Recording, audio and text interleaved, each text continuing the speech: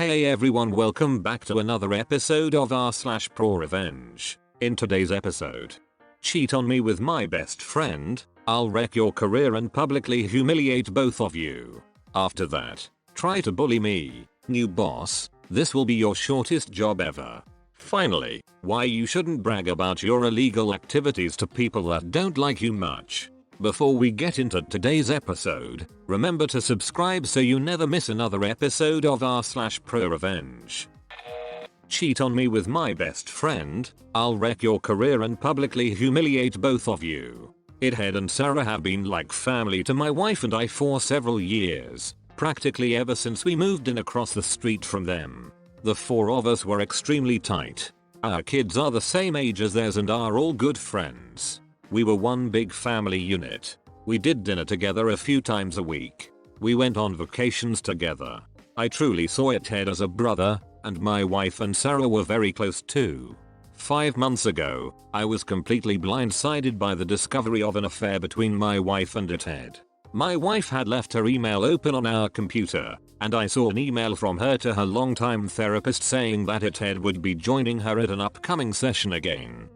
What the frick? My mind started racing. Why in the world would Ithead be going to her therapy sessions without my knowledge? I did a search and found some other emails to and from the therapist proving that Ithead had been going to sessions together with her for about 6 weeks. I checked our mobile phone account and discovered that, since late summer, they had been exchanging hundreds of texts every day, peaking at nearly 500 day by the holidays. Speaking of the holidays, my wife and I hosted both of our family's parents, siblings, etc. for both Thanksgiving and Christmas dinner, and Ithead and Sarah joined us either for dinner or after dinner on both holidays. Text records showed that the entire time that they were at our house celebrating with our families, my wife and Ithead were texting each other across the room. They were doing that pretty much every time the four of us hung out. 4 months. And, you know, all day every day just in general. But what bothers me the most is that they were doing it with Sarah and I right there.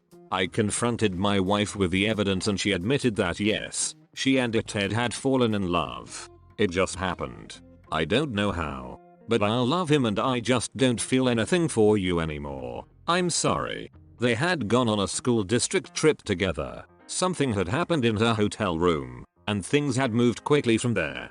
She explained, as I lay face down on the couch, unable to look at her, that they had already made plans to move out and divorce me and Sarah, and while they didn't plan to move in together immediately because of the kids, they'd probably do so eventually. The meetings with the therapist were supposedly mostly for the purpose of finding a way to break this to me and Sarah as gently as possible, because they were so very concerned for our well-being. Sarah and I are fairly certain that they weren't planning on telling us about the affair at all, and were simply going to discover their feelings for one another several months down the line, after they'd come up with some other reason to divorce the two of us.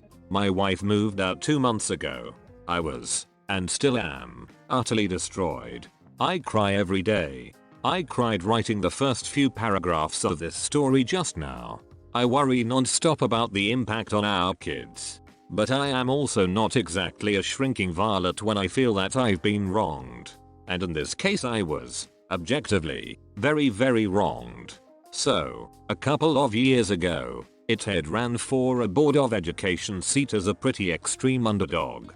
I helped him with his campaign materials and debate prep, and my wife, a well-known school district employee, this becomes important later, got the word out as best she could. Much to our surprise, he actually won in a squeaker, by just a few dozen votes. Being on the board became the center of Ithead's world. He joined every committee that he could. This turned into the foundation of his affair with my wife, as they were constantly going to school events and meetings together on evenings and weekends. Once I discovered the affair, my thoughts turned pretty quickly to revenge, and it occurred to me that an extramarital affair between a member of the Board of Education and an employee of the school district was at least bad politics and possibly violated district policy.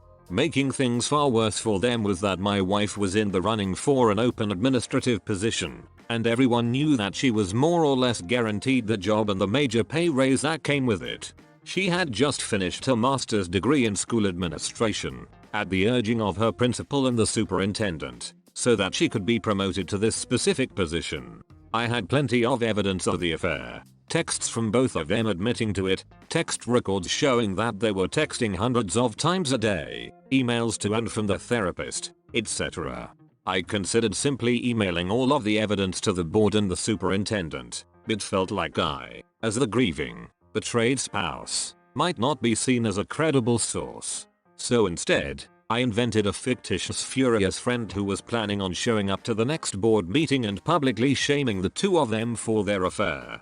I told my wife that I'd tried to talk this person down, but couldn't guarantee that they wouldn't show up and humiliate them publicly. As I expected, this led Ted to conclude that the only option was for him to preemptively admit the affair to the board. The superintendent subsequently recommended that Ted resign, which he did. Sarah said that he was utterly humiliated and crushed, and barely got out of bed for a few days afterward. Once word of the affair and Ted's resignation started getting around, the superintendent, a longtime friend of both my wife and Ted, contacted my wife and tearfully informed her that it was no longer politically appropriate for her to be promoted to an administrative position within the district. The position that had been lined up for her was later filled by an outside candidate. This sent waves of confusion and rumor throughout the district, as it was pretty well known that my wife was getting the job. The day after she was informed that she wasn't getting the promotion, my wife and I, despite our crumbling marriage, took our son out to breakfast together on his birthday, and a parent stopped by our table to congratulate her on her new role. She said thanks, then excused herself to go cry in the bathroom for a while.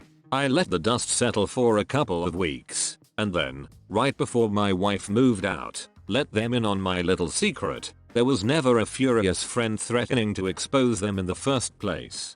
Just me. Word of all of this has gotten around our fairly small town, which Ted grew up in, and my wife has worked in for nearly 20 years. My wife refuses to talk to me about how things are at work now, but I've heard from some people I know in the district that her formerly spotless reputation has taken a major hit. Ted, formerly a gregarious social presence in our neighborhood and at events and pubs in town, has completely gone underground and barely emerges to mow his lawn. He's moving out soon, to a ratty little townhouse which is all he can afford due to all the child support he's going to have to pay his wife.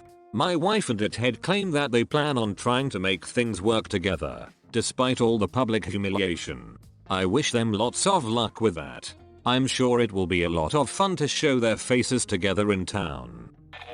Try to bully me, new boss. This will be your shortest job ever.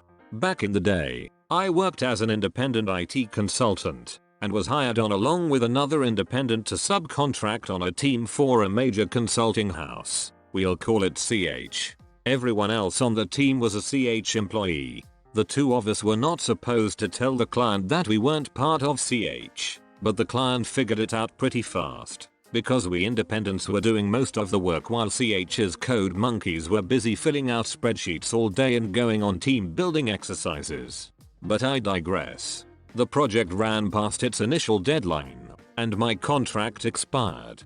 I stayed on a week-to-week basis, as a professional courtesy to get the project finished, because I liked the client if not the team. Unfortunately, the CH project manager was booked somewhere else for his next gig, and they brought in a new guy to replace him. Let's call him David Stress. David flew in on a Monday morning to get the project handed off to him, and immediately started pissing on everything to mark his territory. He was derogatory and belittling to the team, and liked to raise his voice. I was working in my office, well, actually a closet with folding tables that I shared with 3 other team members, and didn't hear what he was saying out in the main room, but I could sure hear his tone. Then he burst into the office and demanded, "How are we doing? Specific payroll related conversion task?" I said, "We're using Program X." He waved his hand dismissively and scoffed. "That's stupid. Program X won't work for this. You need to do something else." The other indie was in the room at the time, and she saw me coming up out of my chair. She told me later she thought I was going to deck him. I knew he was full of it, because I wrote Program X. It was custom code for this project, and he had no way of knowing what it would or wouldn't do. He was just trying to bully me and be the alpha dog. I did not deck him. Instead, I went to the client's payroll manager, with whom I'd been working closely for months, and who was driving the client side of the project. I laid it on the line. I said, "Look, I know you know I don't work for CH. I'm here on an independent contract. That contract is up, and I've been working here week to week just to get you guys through." She told me she was aware of this. Okay. This new guy, David Stress, is a bully and a blowhard, and I won't work with him. I have no contract at this point, and with him running the project I won't be back next week. I'm not asking you to do anything specific about it, I'm just letting you know as a courtesy so you can plan to transition my work to someone else. She sat back in her chair, thought a moment, and said, "Okay. Thanks for letting me know." 2 hours later, David Stress was removed from his new position. The payroll manager, faced with losing the one technical guy on the team who actually knew what was going on with a very complicated payroll system, called CH and said, "We don't want this new guy, take him away." CH rearranged some things to keep the original project manager with the project. The funniest part of the whole thing was that CH had scheduled a welcome dinner for David at a posh steakhouse that evening. Rather than create the further embarrassment of cancelling the dinner, they actually went ahead with it, as a farewell dinner for David, who had been on the project for less than 1 day. It was fun to watch him try to put on a brave face for that. Yes, I did stay with the project to the end after that, and yes, they went live successfully. Why you shouldn't brag about your illegal activities to people that don't like you much. I started renting a house about 5 years ago. I had always lived in apartments and I was excited to finally have some space and privacy. This was ruined within the first week by my AOA neighbor, and he made my 4 years at that house miserable. He's in his late 40s or early 50s, and despite seeming like a fully functional adult, he has never lived outside of his parents' home. He spends every possible minute cleaning or admiring his truck, so he practically leaves in the driveway. When he isn't bragging about some AOA move that he just pulled on someone, he is hitting on the wives and daughters of anyone on the street. I moved in during the winter and started noticing footsteps in my yard in the morning. I found out that he was walking into my yard to look in my windows and see what I was watching, playing at night. I bought a simple security system and put a few cameras up, and this stopped. Then he started mowing my side yard. He would mow it the day after I did. I asked my landlord about this and was told that Mike, the creepy neighbor, considered it his property and kept arguing about the property line. It's just grass, so I'll let it go. If I had guests over, he would stare at them and sometimes make comments when I wasn't around to hear him. If I was in the backyard, he would have a reason to be in his backyard. If I was in the house or the front yard, he was in his driveway where he could see in my living room. If I was mowing the yard, he would get out a lawn chair and sit and watch, putting it away as soon as I was done.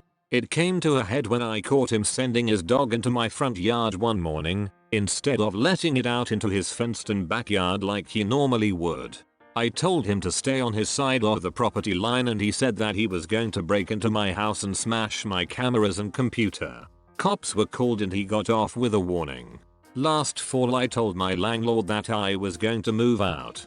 During the conversation I found out that Mike was on workers' comp for an injury that he got at work, and that he was now bragging about how he was using his workers' comp checks to set up his own under-the-table landscaping business. My landlord, like most of the neighborhood, doesn't really like Mike.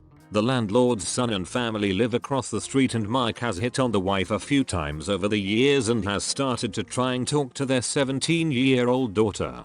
I waited for a day when he had his new work truck and trailer, with his name and number on the door, and I made a video of him working on his yard and carrying 50 bags of mulch and climbing ladders. I sent videos and pictures to the fraud department of the workers' comp office. Today I just found out that he was found guilty of fraud, ordered to pay back every dollar, and may end up in jail. I am happily living in a new place that has a lot of land between me and the neighbors.